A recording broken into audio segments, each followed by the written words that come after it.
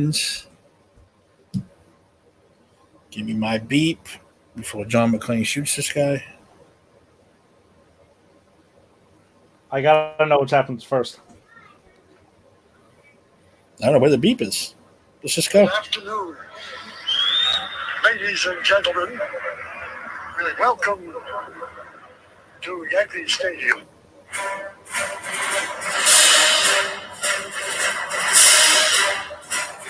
The drug dealer's hijacking the plane.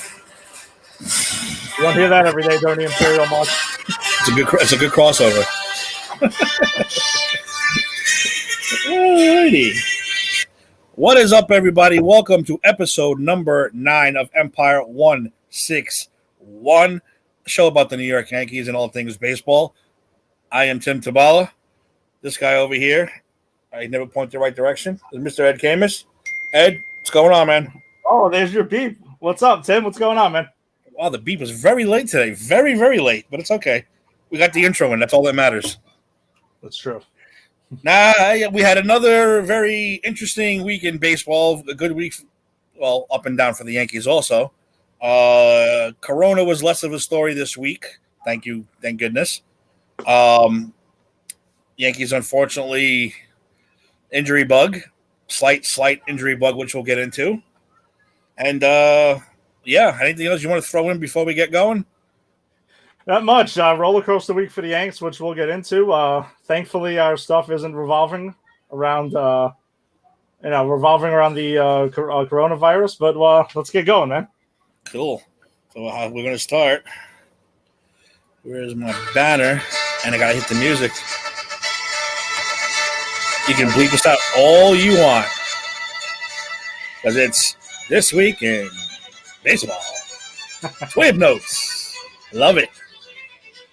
All right. So starting off TWIB notes for this week. Something I thought was kind of wacky. I don't know if you got a chance to catch any of it, but a lot of it's going to be actually revolving around the Astros. So Astros starting pitcher Zach Greinke. You see how I'm getting shaky already? I get shaky when you mention the Astros. I get shaky. Oh, this is a lot of wacky stuff with them. So Astros starting pitcher Zach Greinke has been verbally communicating pitch sequences as well as giving signs to his catchers over the past 2 starts. His last start, which was yesterday, he actually went 6 1/3 with 7 Ks, giving up only 1 run versus the Giants. His ERA in the season is 2.53. So apparently these signs and verbal communications that the batters can hear are not really affecting him too much. It's kind of bonkers when you really think about it for a minute. Like it's especially because it's connected to the Astros, right? So Greinke's essentially telling the hitters what is coming. He's literally putting up signs to his catchers. And why? You know why? We know why. I thought, ironically, out of the 2 starts he's done this, the first one was against the Astros. So my brain immediately went to, wow, he is really like throwing it down. Like just pretty much like saying, listen, I don't care. I'll give you signs to whatever. That's what I thought. And you could see in the game this past weekend, he is just literally going in a 1-2-1, like he's literally throwing down signs, and you could see him speaking them. So kind of crazy. And he was also like watching the game from the stands at times in between, like as he was pitching, like in between while his team's hitting, he's going ahead and hanging out in the stands. I mean, Greinke is, for those who know of Greinke, he's a pretty wacky guy to begin with. So this isn't out of the ordinary. There was some wondering if he was like pulling the Jamal Adams move of trying to get out of the Astros and just doing crazier stuff than normal to try to get traded. It's like George Costanza trying to get fired. Exactly, like driving around the World Series. That'll be next week. They'll say, Zach Greinke was caught in the parking lot of the Minute Maid Park driving around the Astros 2017 World Series trophy. I would absolutely love it. It's crazy. That's the first thing. The second part is, so Major League Baseball suspended A's outfielder Ramon Laureano 6 games. Forgetting hit 3 times. Well, yeah, exactly. So he was plunked 3 times. The Astros and A's squared off last weekend. Laureano got drilled 3 times in the series, twice on Sunday. And on Sunday, the afternoon's game, that's when a benches clear and brawl happened. So the story is that, while he was going ahead and was going out to the pitcher, Astros hitting coach Alex Cintron went ahead and said something in Spanish to him, apparently about his mother. Like some pretty bad stuff. And then Laureano went nuts and just charged the dugout, and benches cleared and everything like that. So Laureano's getting 6 games, and then Cintron's getting 20 games for their roles in that role. I mean, 20 games of a 60-game season, that's quite a bit. But I think it's well-deserved, honestly. I mean, you literally going to go ahead and say some stuff, whatever it was about his mother or not, because I think someone else was denying it. And like, they wouldn't clarify what he exactly said, so I don't know, like some pretty insane stuff like they're going on there. And Laureano also came up in the Astros farm system. So I have a feeling there's more to that story than we even know already, which is already a lot. So that's another Astros related story. The next one also is too. So Dodgers relief pitcher Joe Kelly, who was throwing at the head of Alex Bregman and also was talking smack to Carlos Correa a few weeks ago. He won his appeal and got his suspension knocked down from 8 to 5 games. He also went on a podcast called The Big Swing, which is hosted by his teammate Ross Stripling, and called the Astros players, quote, snitches, and also said he doesn't want to talk to any Astros players as, quote, they are not respectable men to me.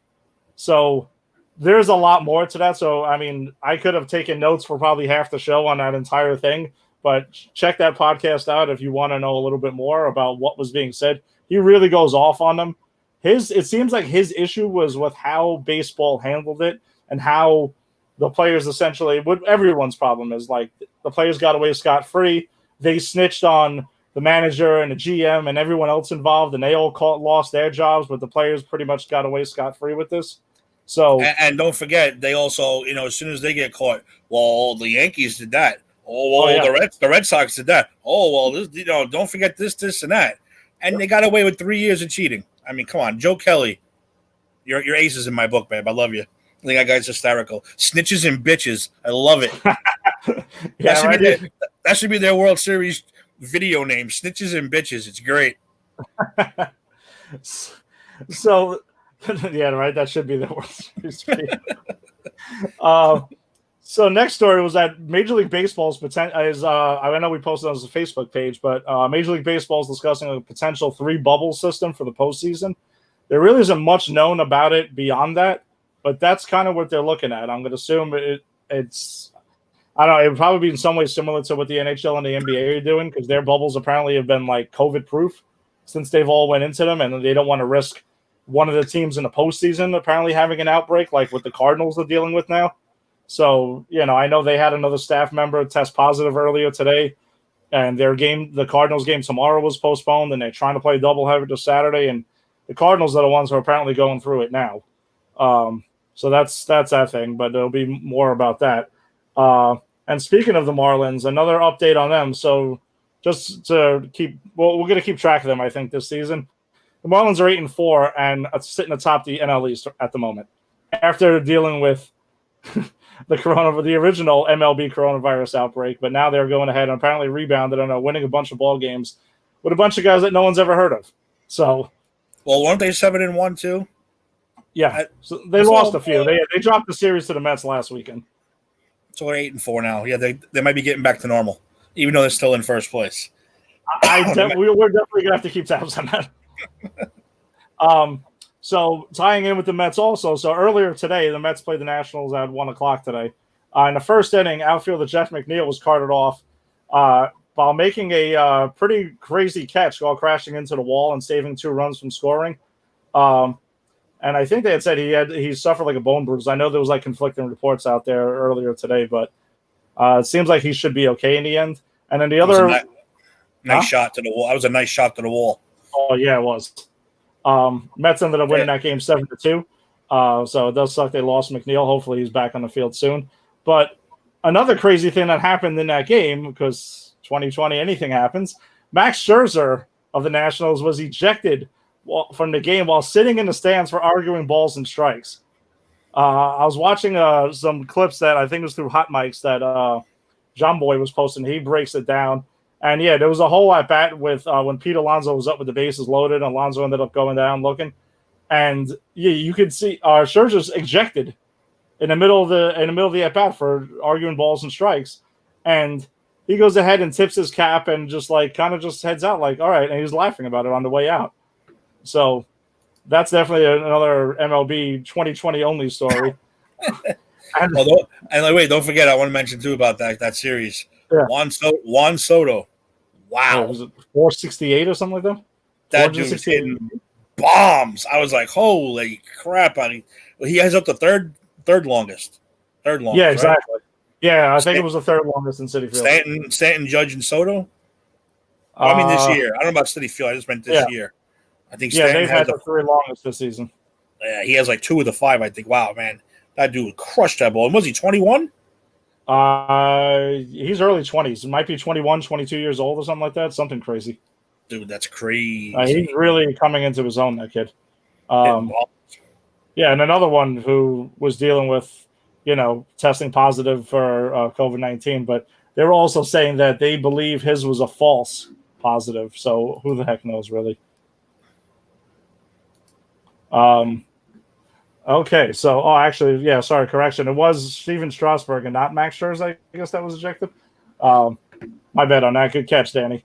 So the last MLB story that was going ahead is so if you missed it over last weekend, Cleveland Indians sent home both Zach Plesac and Mike Clevenger home due to violating COVID-19 protocols after they had a night out in Chicago. So the story gets even further interesting because Plesac was sent home in a rental car on Sunday while Clevenger took the team flight home. And then on Monday, the team found out that Clevenger also went out and he was not saying anything about it while he was around his teammates and everything.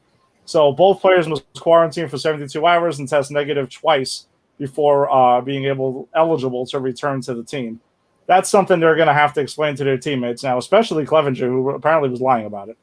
So that's going to be an interesting situation when you walk back into the clubhouse and be like, yeah, sorry, guys, I did go out and hang out in Chicago with Plesac, but I decided not to say anything until I got busted, 2 days later. What's wrong with these guys? All of them. What is wrong with them?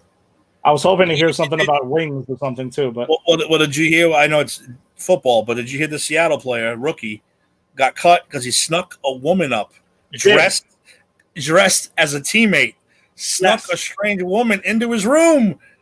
All right, I mean, come on. First of all, I give you A+ for trying. That's one hell of a try. But I mean, come on now, idiot. I mean, you can't go a couple days without getting it. It raises a lot of questions about the woman too. Like, how big was she? Was he trying to say she was a kicker or something like that? Like, what was going on? Yeah, that's the punter. Did he put like shoulder pads or something like that? Like, I know. I would love to hear that. I want to know more. Was she in full gear too? Yeah, exactly. Because we'd be like, why is this guy walking around in full gear in the middle of the hotel at night or whatever it is? I hope we find out. I really hope we find out more about that. Yeah, I mean, but these idiots that's why they need the bubble. MLB needs the bubble. The bubble so far worked for hockey. It's worked for basketball. Get them in the bubble. None of this crap will happen. Put everything in the bubble. Put a strip club in the bubble. Put wings in the bubble. Put everything they need in the bubble. That's it. Movie theater in the bubble. In it. Build a bubble with everything in it. Yeah, exactly. And people will be tempted to run out. I know that they showed some stuff that I haven't seen anything with the NHL bubble, but I know the NBA bubble has a lot of stuff in there, a lot of stuff to show. No, I don't think it's a strip club. There's got to be wings. I would assume there's wings in their bubble. So I think the postseason, though, going back to what we were talking about before, a postseason bubble could work because it's less teams. I think if you're trying to do an entire season in a bubble with all over 30 teams, that's a lot. That's going to be pretty difficult. And I do think baseball could have stepped in it and actually got it to work if Florida and Arizona would have had their stuff together, because they already have the spring training facilities already set up. So you could have just did instead of the NL and AL, you could have did grapefruit and cactus leagues and had it play out like that. But that didn't quite pan out. So no, that's a little nuts. These guys got to learn. I mean, it's just I said, when is it going to sink in that you're not risking your life? You're risking your entire team, their families, everyone. No, and then you could crash down the. But besides that, you're risking lives. That's not obviously number one. You're also like for others who are on a lower level, you are risking the season. Like all it takes is one team to get it really bad enough, and you could take that entire season. Sure. And then you're gonna have other people like obviously we're hoping no one gets seriously sick off one of these players doing this crap. But there's tons of ramifications of this, guys. Just get it together for the short amount of time that the season is, and go with it, man. All right, let's move on to the Yankees notes of the week. Not too much to discuss, except like you said, the damn injury bug has hit us slightly. Hopefully, one is 10 to 15 days, and one we don't know about yet. So let's get into that then. All right, so earlier in actually it was last Saturday, which we'll get into it, but oft injured Yanks DH Giancarlo Stanton went on the IL with a grade 1 calf strain. He's expected to miss 4 to 6 weeks. I had agreed to a couple of years ago. Obviously, I'm not in the shape that Stanton's in, but honestly, that timeline does sound about right, and hopefully it is what it is, and he does what he's got to do about it and gets back on the field because he was hitting well. He was getting going, and it was nice to see the full Yankee lineup healthy and together. For once in a while. So that was going ahead. We'll touch on the other one, I guess, in the recap regarding Aaron Judge, because there was that was a whole weird situation the way that played out. But regarding Aaron Judge, today is actually the 4-year anniversary of Judge's MLB debut when him and Tyler Austin got called up and hit their back-to-back homers in the stadium, which was the day after A-Rod played his last game for the Yankees. So I still look at those 48 hours as such a turning point. And that's a great 48 hours. Phenomenal 48 hours. I was at the last game, A-Rod's last game, and it was such a weird situation. And it was just, we could even get into that a whole nother time.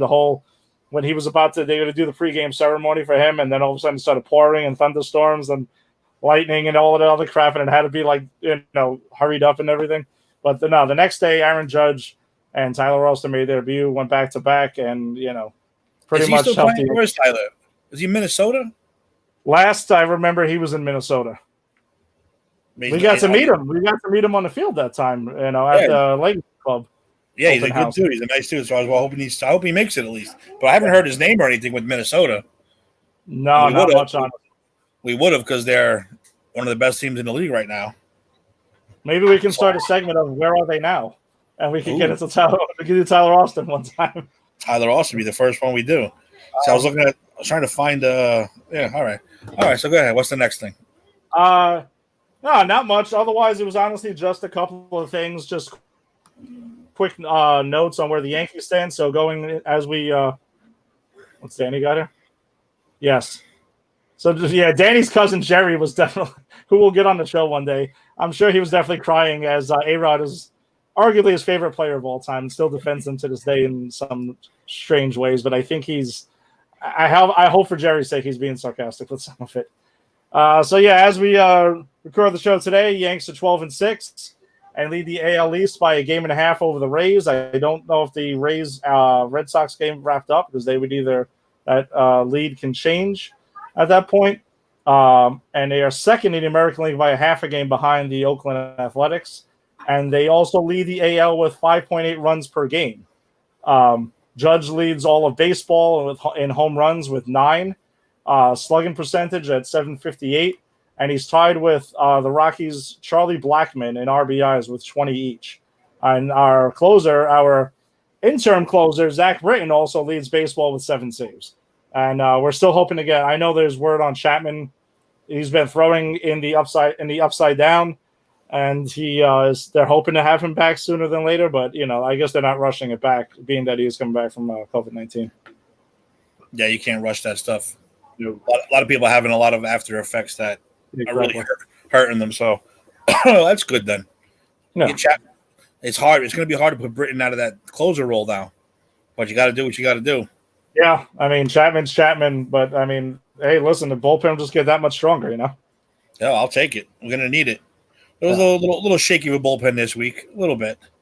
Well, I think we definitely totally jinxed how much we were bragging about Britton and Green, and I don't think just gave up his first run. That those all changed this week. Hey, you got to admit too. You got to admit we were talking. You mentioned the 100 pitch thing. Garrett Cole doesn't seem to like that 100 pitch area. That's where all his trouble comes in. 95 to 100 seems like I'll give up a couple home runs or a couple runs that we don't need. But he's still winning, which is all that's important to me. But everyone's saying, "Oh, well, he's not really pitching well. He's not pitching well." No, actually, he's pitching really well. It's just not pitching as well as he did last year, but he's still pitching extremely well. Except when he gets about 95 pitches, then he seems to give up home runs for some strange reason. Which I'm really hoping that obviously changes. I'm sorry, there's never, ever going to be a day where I'm going to sign up for the 100-pitch alarm that I picture, the red flashing light in the dugout. When a guy throws 100 pitches, it's like, oh, my God, get him out of there. His arm's going to fall off. But, no, Cole, it is kind of weird that Cole has ran into some issues around that mark. So, hopefully tomorrow night. I think I brought this up to you one time. And no one, it's an impossible question to answer. How many on a pitching day? How many pitches does a pitcher throw on a pitching day? Now, I'm talking about you got everything. You got pregame warm-ups. You got in between innings. You got the actual game. You got even throwing the first could be considered technically a pitch if you want to think about it that way. So how many you think actually technically you think these guys throw on a day? 500, 600? You don't know. I mean, it's realistically probably like around 130, 140 or something like that. Even warm-ups? Well, the thing is that it's going with max effort. Pitching on the mound in a game, with max effort and everything like that. That's what I think they're counting. Warm-ups are completely different. They're not letting it really go in warm-ups or letting it go in their bullpen. So, hey, throwing's throwing. When it's 95 degrees out, throwing's throwing. It is a little bit different, but I don't know. I'm still not signing up for that. I mean, we can get into the whole 100-pitch thing and whenever another time, but that was literally written as a suggestive number years ago in a medical report. They even said that it was never ever. It may have been the famous, infamous Dr. James Andrews, who every sports fan has heard of. It may be him who had wrote that. It was like, hey, 100 pitches, we'll just nice round number, we'll throw it out there. But we have seen sometimes where 100 pitches, even Pedro ran into it in the 03 in Game 7 of the 03 ALCS. He threw that 100 pitches and then completely fell apart after that, and Grady Little left him in. So they're afraid. 100. Oh my God, 100. Take me out. And you hear stories of like David Cohn or Al Leiter throwing like 160 pitches like it was nothing. So that's true. Whatever. I just one day I'm gonna get the little thing. And I'm going to get there early, and I'm going to click every time the pitcher throws the ball just to see just how many warm-ups, how many to first. I'm just curious on a regular basis. And then you add how many he pitched during the game. You see how many times. That's got to hurt. I don't care who you are. It's got to hurt your arm at the end of the day. That's why they're icing it at the end of every freaking game. Not because of the actual game pitches, because everything else they've done all day. Well, it's also not like throwing a ball is not a natural motion, so that's just, yeah, exactly. All right, so we're going to get to the recap. We'll start off, which happened right after our last episode. The Yanks played a doubleheader against the Rays. They did split that doubleheader with the Rays. They won the first game 8-4. The mentioned Garrett Cole lasted 4 2/3, giving up 3 runs, 6 hits, and 10 strikeouts. So 4 2/3 with 3 runs, not great at all. 6 hits in that span, not great. 10 strikeouts, pretty damn impressive. But he did run into some trouble. Chad Green ended up coming in relief and got the win. Aaron Judge was 3 for 4 with a 2-run homer, which was his 8th of the year. And that was the same game. Giancarlo Stanton went 2 for 3 with a bomb of his own. But he also did leave the game, with the calf strain, and that's where he, had to end up departing, which really sucked. In the nightcap, Yanks dropped it 5-3 to the Rays. Michael King made the start and took the loss. So he had a really weird outing. Like in the first inning, he ends up walking the bases loaded, but got out of it. Then he retired, I think it was like the next second and third inning, he breezed through and then got into trouble with walks again in the 4th inning. But the crazy thing is, so the Yankees became the first team in the majors to walk at least 9 batters while pitching 6 innings or less in nearly 60 years. The last team to do it was the Reds. The last team to do it was the Reds on April 4th of 1961 versus the Cardinals when they had 9 walks in 5 innings. Hey, we're trying to be the best at everything. What do you want to? Yeah, we're trying to break all records. We want them all. Yeah, good and bad. We'll take them all. But dude, that is an insane amount of walks, man. Like the Rays aren't even like a great hitting team, but if you walk that many guys in less than 6 innings, they're going to score runs. You're pretty much hooking them up. So, that'll hopefully get under control as the season goes on. But was that the game where I'm getting my games confused? We talked about it last week how these 7-game doubleheader Yankees are coming. What was that the game they were coming back? Or they scored a lot of their runs at the end. Yeah, there was. Yeah, so it was that game. The good sign is Yankees had the tying run at the plate again in their last at bat. It seems to be no matter what, that always seems to happen, which is a good sign. You're not going to win every game, but as long as you have a shot in the ninth inning, 7th inning, whichever it is that's your last at bat, that is always a good sign. That does show a lot about the team's fight and grit that they're going to keep fighting back, no matter what the situation is. So that is a good point to point out there. That you got to give them credit; they did fight back despite the walkathon that was going on. So that's there. Yanks ended up dropping the third game of the series, so they lost 3 out of 4 to the Rays last weekend on Sunday afternoon. A thing that we talked about on Saturday morning was James Paxton. So James Paxton had he was lights out for the first 6 innings. He was on point. His velocity was a tick up, but he was making it work. He was spotting his fastball well. His breaking ball was working well. He was getting it done. So I mean, the Yanks also he took a 3-0 lead into the bottom of the 7th inning. But that's where he ran into trouble and gave up 2 homers, and then left the game tied 3-3. When Paxton had left the mound, though, he also was given some stares into the Rays dugout because apparently there was a lot of chirping going on that was there. So, Paxton also had he went 6 1/3, allowing 4 hits and 11 strikeouts. Story of that game, Yanks went 0 for 8 with runners in scoring position. Their offense really struggled at times last weekend. Remember, they lost 1-0 last Friday. 4-3, but they scored a lot of their runs on errors in that game too. So they ended up losing on a walk-off single by Michael Perez off of Zach Britton in the 9th inning. So that goes in with our jinxing thing that we were doing apparently last show. So Yanks Rays though have a lot of bad blood. I mean, as much as we like to joke about the Rays and not look at them as the Reds in the same breath as the Red Sox or the Blue Jays and things like that, Yankees Rays has become a serious thing, and the Rays are they've gotten into it. Both teams are good. Both teams are really competitive. They're going to be fighting it out for the AL East for a while. But it also looks back to 2018 when CC Sabathia retaliated against Jesus Secure after Andrew Kittredge, who's still on the Rays, threw a fastball over Austin Romine's head. That was under where, if you recall, CC was barking into the dugout. He was yelling, and there was a whole thing. Props to CC for sticking up for his teammates. And then last year, CC was once again involved with some chirping with Avisail Garcia of the Rays. So there is a history every season that's been going on. Aaron Judge he voiced his frustration with the Rays pitchers constantly throwing up and in on the Yankees. So that's something to keep an eye on. And the Yanks really have struggled over the last some odd years while playing in the Trop. Thankfully, that's their only series apparently scheduled in the Trop this season. So the rest of the Yanks Rays will happen. Yeah, it'll happen in Yankee Stadium. So where the Yanks are actually 6-0 this season. So hopefully that keeps going and the Yanks can, get the upper hand in the rest of the series going forward. I wish Grogan would just pop up right now and just give a 2-minute soliloquy about the Trop. That's it. And then disappear. He does describe it well. I mean, I've been there twice. It is definitely nothing to write home about.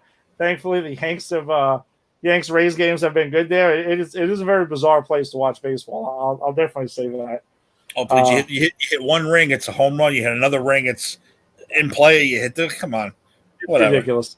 It's crazy. I'll say now the best thing about going down there is that we get to go to the games with Rick and Courtney and their brother TJ. So we all get to enjoy the games together. But outside of that, man, it's a dump. I really hope the Rays figure their home ballpark situation out for so many different reasons. So Yanks were off Monday and obviously off tonight. So that takes us to the Tuesday, Wednesday 2-game series at the stadium against the Braves, which the Yankees did sweep. Very reminiscent of the 1999 World Series where they went ahead and swept. And also after dropping the first two in the 96 World Series, they won 4 straight after that. You're welcome, Steve. Steve, if you're watching, you're welcome. So Tuesday's game, the Yanks had a 9-6 win over the Braves. Luke Voigt hit a 3-run bomb in the first inning for his 5th home run of the year. Aaron Judge hit a shot to right field, to right center, denting the Toyota sign in the 5th inning for his 9th homer of the year. But that's when it got weird because he ended up leaving the game in the next inning and replaced by Mike Tauchman. Judge was removed to lower body tightness, which is it. For anyone who's a hockey fan, Tim, I'm sure you've heard this. That is a very NHL description of an injury. The NHL can say anything. It could be like, oh, body injury. And it's like, oh, okay, fine. Like, they'll say anything. Or that means it could be anywhere from the lower spine to your toe. Literally, anything. It could be a hamstring. It could be an ankle. It could be a toe. We don't know. Yeah. So it was kind of weird because Boone was asked in the postgame about it. And he was just like, oh, I just wanted to give him a few innings off due to playing 4 games on the turf in the Trop. Maybe that's the case. Maybe that isn't.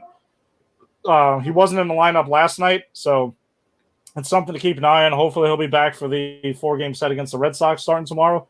So we'll see. In that game, though, Mike Ford went 2 for 3 or 3 ribbies. Jordan Montgomery bounced back from his rough start last week to get the win. He went 6 innings, giving up 3 runs and 4 hits. Zach Britton got his 6th save of the season. And then last night, so without Judge, Clint Frazier made his season debut after he returned from the upside down as the Yanks took it 6-3 over the Braves. So, yeah, Tim, this is right up your alley. So DJ LeMahieu went 4 for 5 with an RBI. One of them was a triple, and he had a stolen base. So that dude is everything. He's in fuego. He's just in fuego. He's like white hot. Like, that's how crazy this is getting. So with last night's game, it's his 68th multi-hit game since the start of last season when he joined the Yankees. That is the most in Major League Baseball during that time period. Clint Frazier, making his debut, went 3 for 4 with a home run. He missed the cycle by needing a triple. But it is a 7th career 3-hit game already in a very, very young career. Masahiro Tanaka did not get the win, but he did go 4 innings, giving up 2 runs. He was taken out due to pitch count stuff. They're still building him up. Jonathan Loaizaga got his 2nd win of the year. Zach Britton got his 7th save of the season. And so Frazier and Gary Sanchez went back-to-back with solo home runs, a little back-to-back in belly-to-belly action. So I'm going to take this opportunity to bring up another incredible stat for Gary Sanchez because the fan base likes to bag on him so much.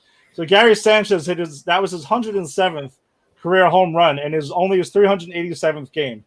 So in all time, most homers through 387 games, right? This is the list. The most was Ryan Howard at 116.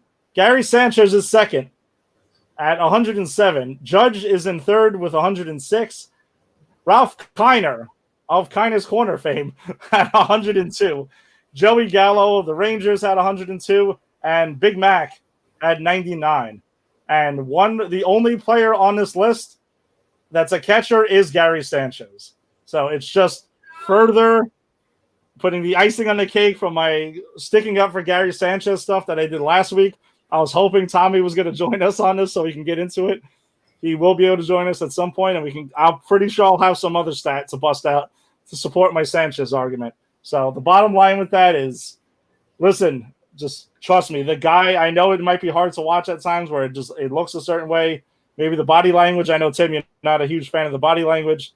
But listen, hey, our quarterback for years, with Eli Manning, people used to rip on his body language and the stupid memes that they used to make of his faces. But guess what? We love Eli. Eli's the man. Yeah, but he got excited when he got excited. But, he's talking about, He threw a bad pass. He made a stupid face. Yeah, well, what are you going to do? If you freeze anyone's face, freeze frame every single thing, you're going to get stupid faces of everybody. No. My problem with Sanchez is he. Again, I'm not saying he does. I'm not saying he doesn't. I'm not judging the guy that way. I'm just saying it seems. That's the key word. Like he doesn't care. Like one of those type of things.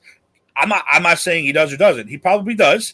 I'm sure he's upset with the way, like you said, you throw all the stats out there. This guy should be way further, considering the injuries or the games missed and all that crap. He should be probably better than Judge and all these guys right now as far as stats go. He just doesn't have them yet. And he kind of said his body, but like his demeanor, like he doesn't care. But meanwhile, he will pose for his second home run of the year only, like it was the greatest home run in the world. I don't mind it. But meanwhile, he goes 1 for 7, and he's only batting whatever he is batting, 141, whatever the hell he's batting. I don't know what he's batting. I have to look it up. But I'm rooting for the guy though. It's not like an A-Rod situation. I am rooting for Sanchez to come back. I want him to get his shit together so we can have an elite catcher, because there's not many out there. No, there's not. That can hit like he hits. And that's further my point, though, is that there's not a lot of great hitting catchers. Catchers are not catching position, not typically an offensive position. And I get it. He's not playing Gold Glove defense either. He's batting 104. I gave him too much credit. Well, listen. The other thing too is this: we're throwing out a lot of stats for 2020, and let's put it into perspective. It's not very far into the season, so a guy can have a hot week, suddenly sitting 300, and everyone's like, "Oh, it's all good." So that's true. But I'm not denying it. I am a Gary Sanchez, apologist, if you want to say that's fine. But I don't deny that the guy. I do watch his at bats very closely. His approach is, when he starts getting into his whole swinging at everything, and it looks like he's trying to just uppercut it and pull everything to left. Like it is hard to watch at times, but I still believe that it's in there. He can still be the guy who came up in 2016 and hit in 2017. I still think he's young enough, and it's still there. And from things you hear, the guy works his ass off. He's trying. It's not like it's there. It's not there, that he's kind of mailing it in and tapping out. So I agree. Let's hopefully we don't cheer against any Yankees. We're all hoping that everyone, even the ones we're not a fan of, we hope they turn it around and find it at some point. So no, I'm with you. I'm with you on that one. But speaking of a fan of, as we make our transition. Wait, who is this? All right, listen, whoever this is, Facebook user, you have to click on the link, the StreamYard link, so we can see who you are, because we have no idea who you are. Would have kept Cervelli. I liked Francisco Cervelli. He was a nice backup catcher. Again, not in the same stratosphere as Gary Sanchez. Stop it. He was also a guy, by the way, Francisco Cervelli was what was it? Did you find out who it is? No, I see it on the bottom. Read the bottom. Click the StreamYard link in the description of the video on Facebook so we can see who you are. That's all I wanted to say. Don't hide. Don't hide whoever you are. Francisco Cervelli, that needs to stop. He's a Marlins starting catcher for reasons. But I like the guy, but he also was caught with PEDs as well. And if he's doing PEDs and he's putting up those kind of numbers, no. I was never a Cervelli huge fan of Cervelli. I liked Francisco Cervelli because I liked his fire. He used to be really animated behind the plate. He looked like he was a kid playing a game and having fun. He showed a lot of enthusiasm. So the exact opposite, if you want to look at it from that perspective, of Gary Sanchez. That's true. No, I had no issues with Cervelli, but again, this is really overblowing. That's my issue with the Gary Sanchez stuff with the fan base is it's highly exaggerated. Highly exaggerated. And I'm not saying he's Johnny Bench. He's not Mike Piazza. I'm not saying any of that. I'm just saying is that the guy is a lot better than he gets credit for.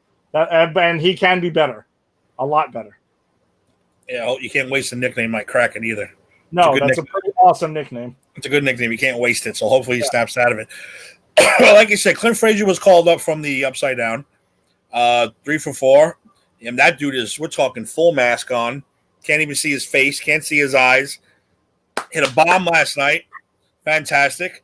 I am very excited. I've been Clint Frazier fan since day numero uno. That redheaded bastard. I love him. I love him. I hope. Like I said, all his issues right so far. What was the word? what was the word that described him as today? I saw crap. Hopefully, Polarizing. The polarizing Yankee, Clint Frazier. Polarizing. Look, I understand he might be a little immature. He has his issues, but you know what? I kind of agree. I'm kind of on his side with the fact that I think he deserves to be up here. I think, and that's what he wants. He wants to be in the majors. He wants to play. He wants to play every day. He wants to prove what he could do. I like what he can do. I love what he can do. He needs defense needs to be worked on, and he said he needs to keep his mouth shut. But I don't know. I'm digging him. I hope he stays. I mean, I don't know what's going to happen when Judge and we'll see what happens with Stanton. If he's going to be gone a while, so he should be here a while. I mean, I would keep him up. Would you send him back down? I think he should stay in. Listen, Frazier should stay up as long as they can carry him. I've also liked Clint Frazier a lot since they got him. I was excited when they made the trade and got him from the Indians. He's honestly, it was just the fact that right after they traded for him, they ended up making a trade for Stanton that offseason, right? So they got him there. So you got Judge, you got Stanton who can play the outfield. I think they were honestly banking on Brett Gardner kind of like going by now, and he's not. He's still playing great defense and left. He can play center field. The old man Gardner is still hanging around in there. Aaron Hicks is, he's been up and down the season, but I do see with the Yankees seeing him. The guy's got power, he's got speed, he's a switch hitter, plays a great center field. And then Mike Tauchman came completely out of nowhere in the last second, trade right before opening day a couple of years ago that nobody cared about. And no one blinked an eye at. It's one of these moves that Cashman has made over the last couple of years, getting us Tauchman, getting us Luke Voigt, signing DJ LeMahieu. These are deals that no one really thought about, and picking up Gio Urshela. Look at how many of these guys are in the Yankees starting lineup right now. And they're all under the radar moves by Cashman, so you got to give him props. But I think Frazier's biggest issue is, his defense took a huge step back last year, which I did not see coming at all. I mean, this guy's got a strong arm. He's got good speed. He just was misplaying a lot of balls last year. But I think Tauchman has been the biggest issue for him, though, is because there's got to be an heir apparent to Brett Gardner, right? That's what the Yanks are planning for. It's pretty obvious. You could see there. So they figured we got Frazier. We'll trade for Tauchman. Let's see what happens. But Tauchman has exceeded everyone's expectations. I'm sure even Cashman's at this point. I had pulled up both of their stats. So if you want to go to the tail of the tape with Clint Frazier and Mike Tauchman, Frazier's 25 years old. So, I mean, he's right there, ready at the right age ready to come up and make his debut. He's got 397 at-bats so far. He's a 259 hitter, 312 on-base percentage. So that's so 788 OPS, which is really good. It is above the major league average. 17 homers, 57 RBIs, and they actually listed him as a 0 WAR for those who buy into WAR. Whatever with that, I don't really buy into WAR very much. But then what is it good for? Exactly. Boom. That's what I was saying.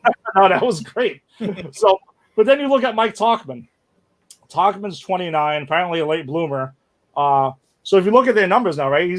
Tauchman has 349 career at bats, so he's even got a little bit less than Frazier.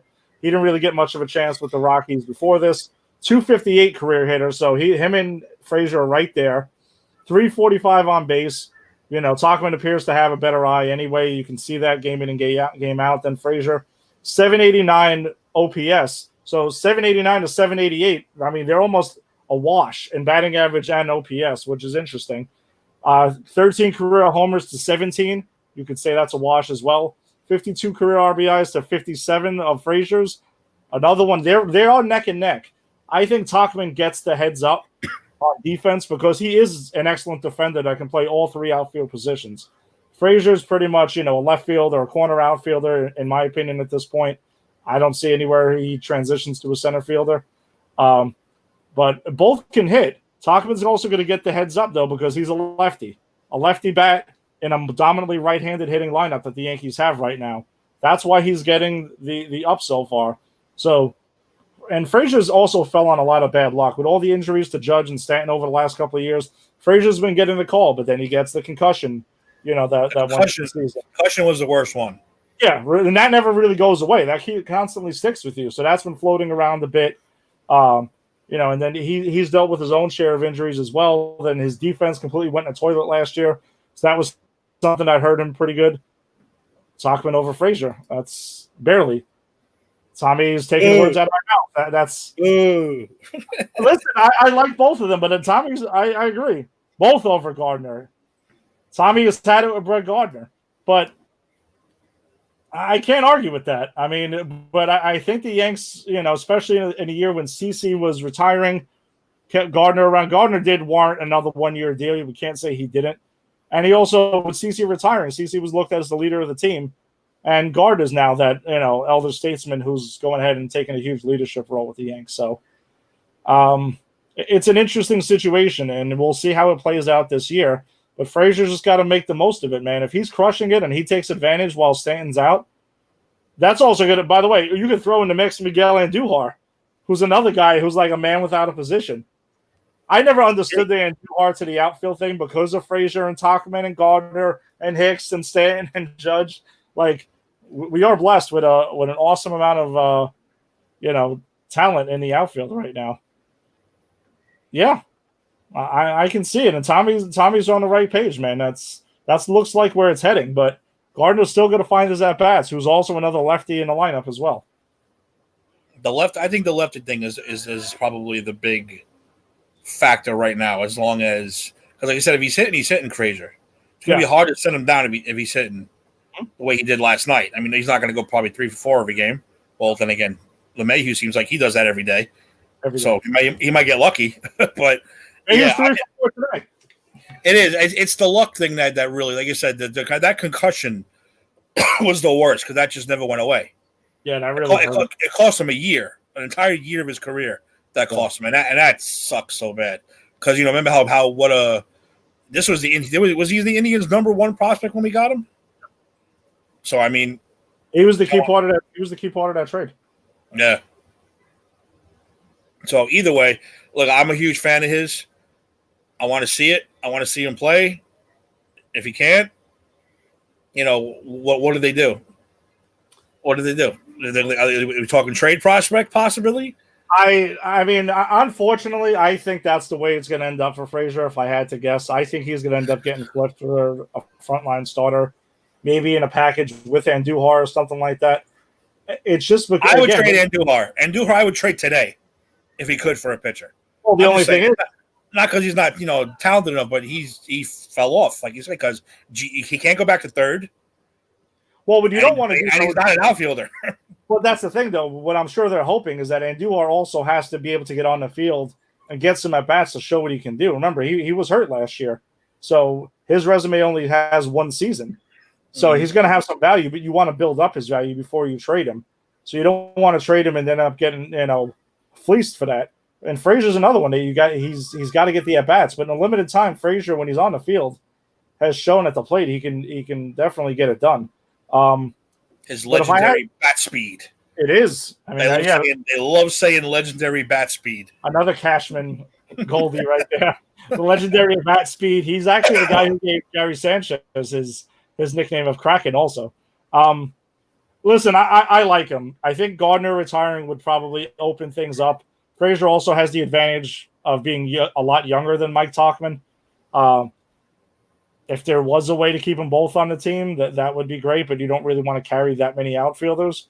But I don't know. We'll see. But if I had to take a wild guess, an educated guess, though, it would be that Frazier does end up getting traded. I'll be heartbroken that day. No, cousin Frank you could say he's underutilized, but he also, has done it to himself with defense last year and everything. I'm not going to start him over Judge. If all things are healthy, I'm not starting him over Judge. Probably not starting him over Stanton. Not starting him over Hicks because he's not playing. Now here's my question with that: why not Stanton full-time DH?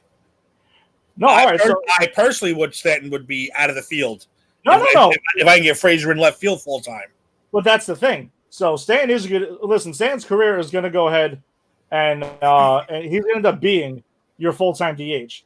Judge is going to be your right fielder. Hicks is your center fielder. Left field is the question. But if Frazier has to show that he can play defensively out there, I mean, he really does have to prove that. That's where Tauchman has the huge advantage over him because Tauchman's defense is excellent. He plays all three positions, like Ed mentioned. So lefty bat, so advantages go to Tauchman, where lefty bat plays all three outfield positions. That's where he goes with it. Frazier's advantage, he's younger, and he's even shown a little bit more pop with it. So we'll see how it shakes out. But my guess is that's how it unfortunately ends for Frazier, but you never know. And no, Tommy, clogging up DH perhaps, but the day is not going to come when they're like, hey, let's sit Giancarlo Stanton and have Clint Frazier as the DH full time. That's not going to happen.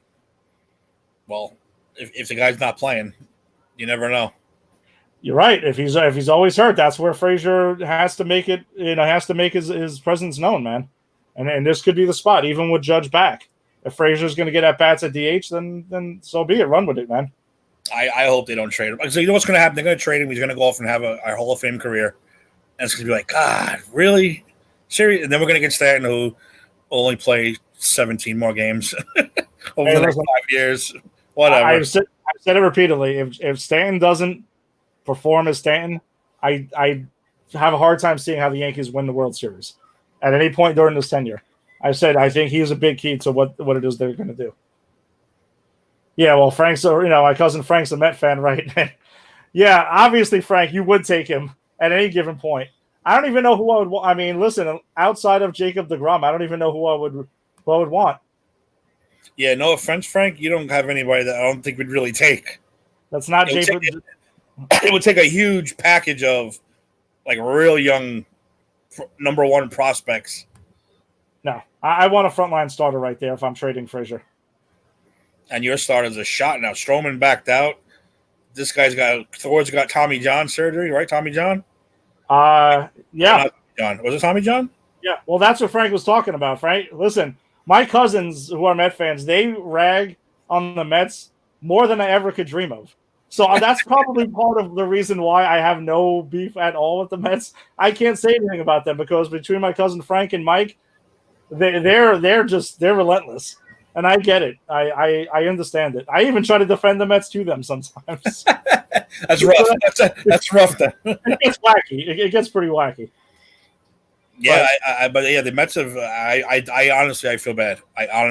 They went from 5, like the Mets 5, the 5 starters, the greatest 5. We have the 5 best pitchers.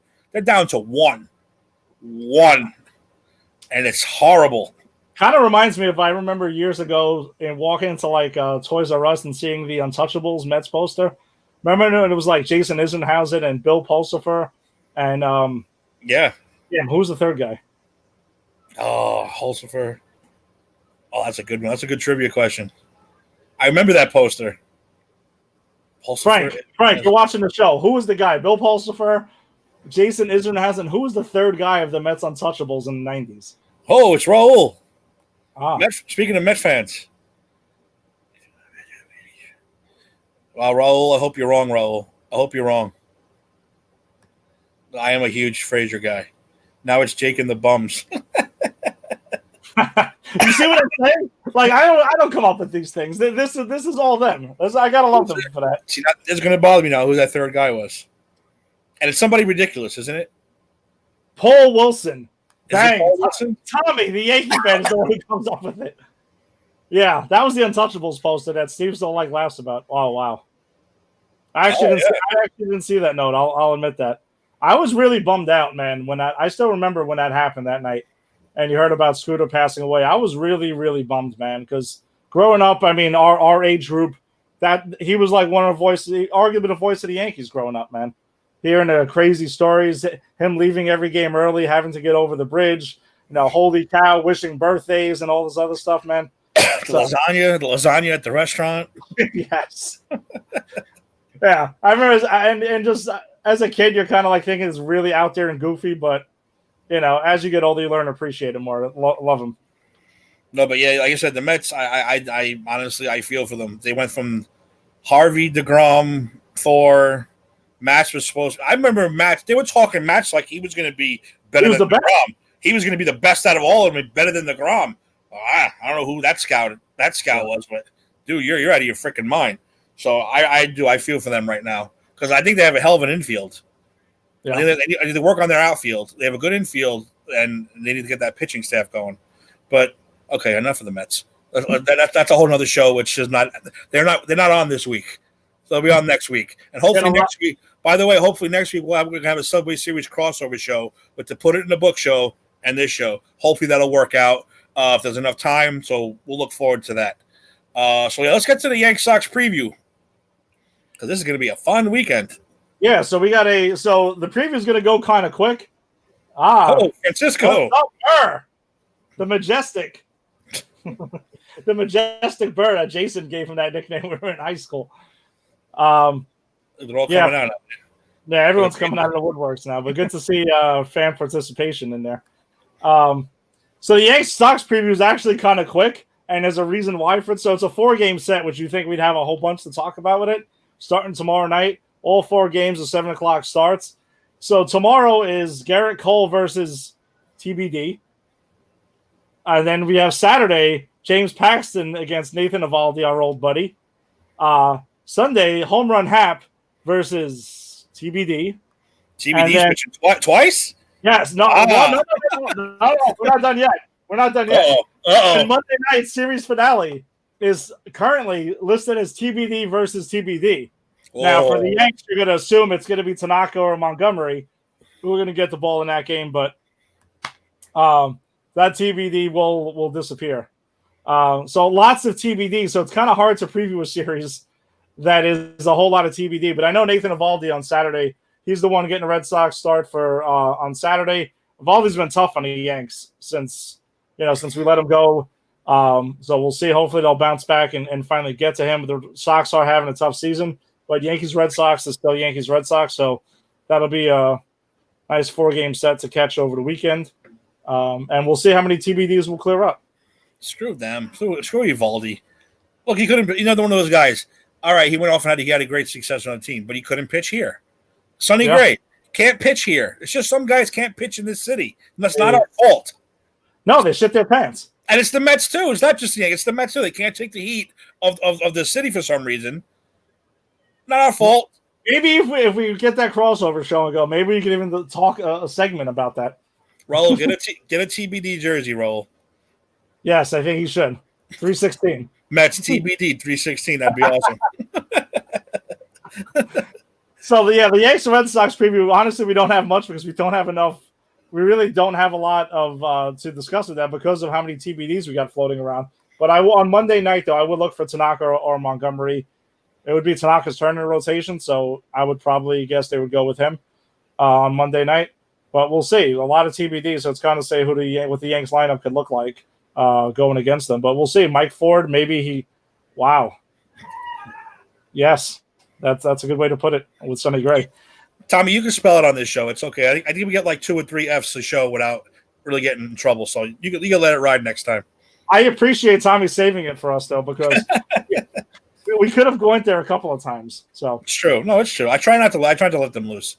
I'll let his shit go every now and then, but I try to hold the F back unless it's going to be during the Red Sox game itself. Then I'd be like, okay, we better get ready. Get ready for that bleep. Get ready for that bleep because it's gonna be happening a lot. If we did a game watch party, I'm pretty sure there'd be plenty of them at times. All right, so we have too many TBDs. I guess it's time to move on. And Francisco, if you're watching for the first time, you're going to like this one.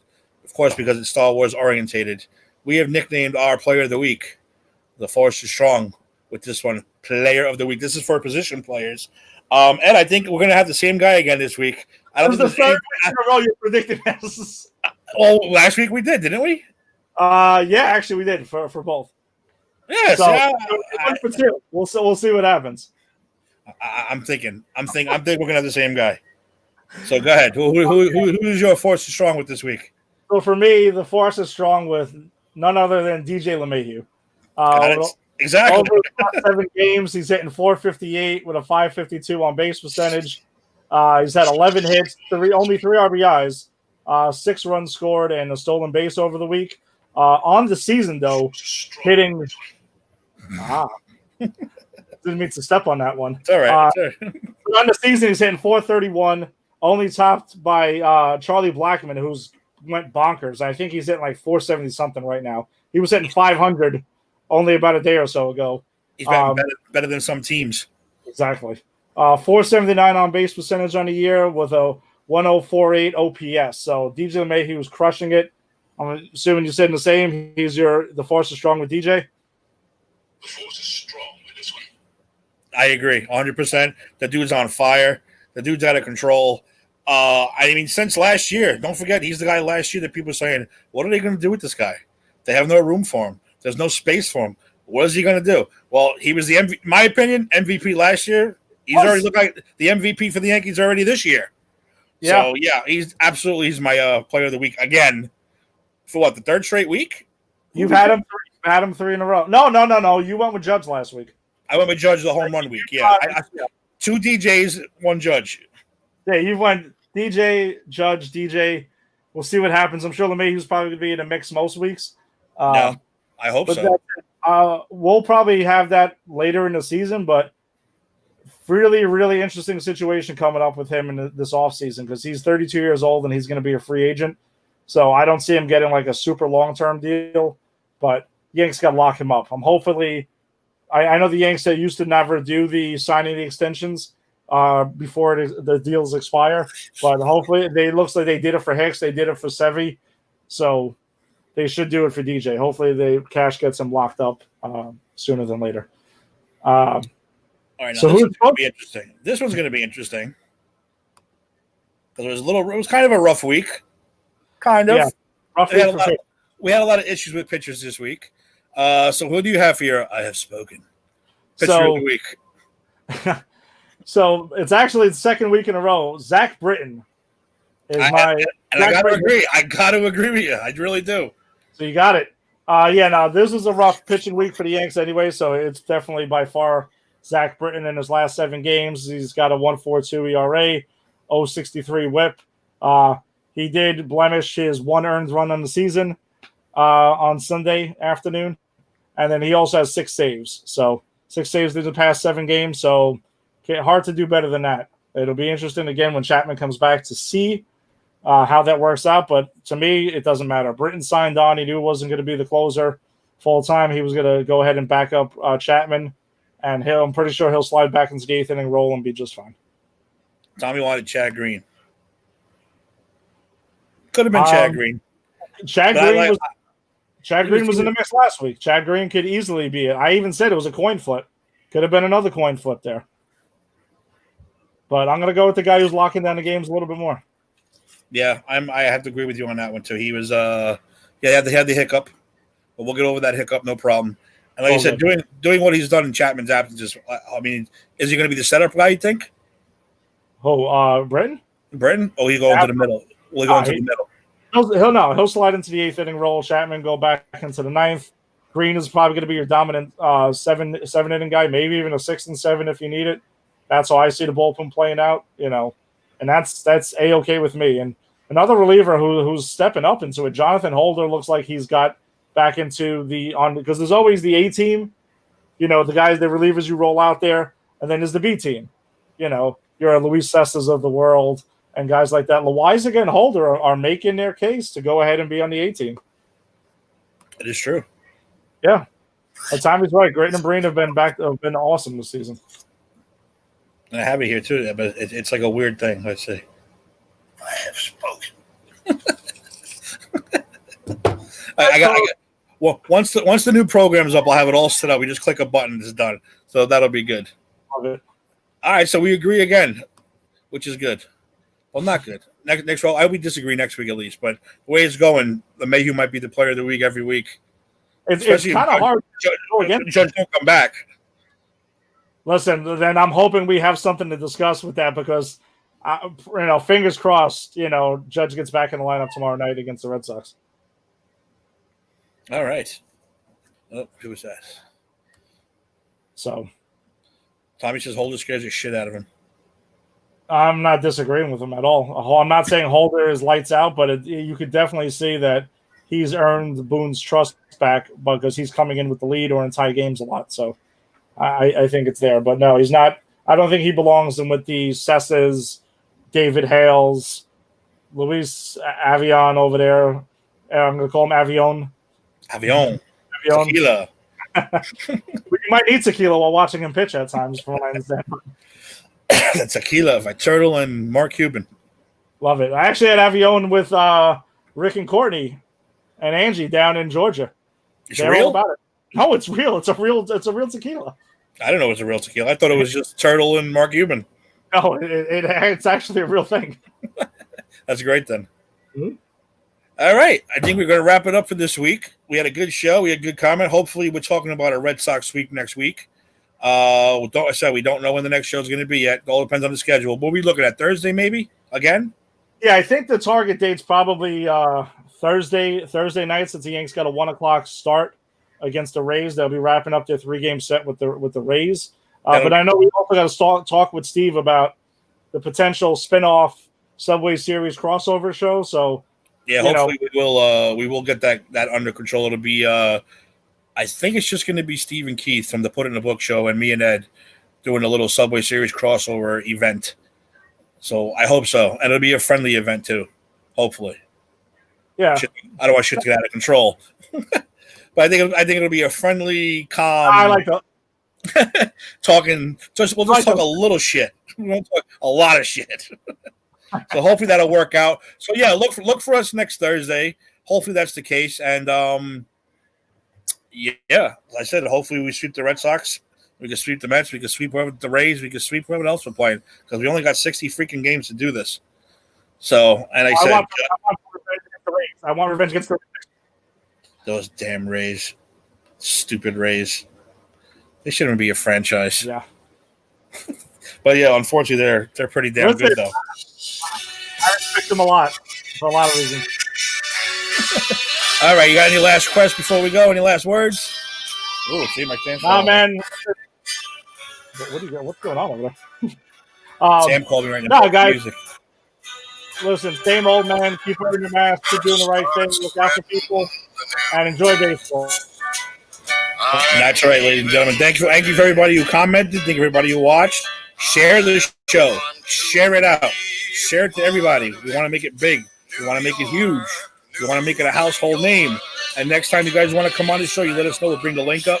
You can come on the show with us. Tommy, I know you're supposed to come on today. I got something for you next time you do come on, so be prepared. All right, guys. Episode 9 of the 161 show. Under wraps. See you guys next time.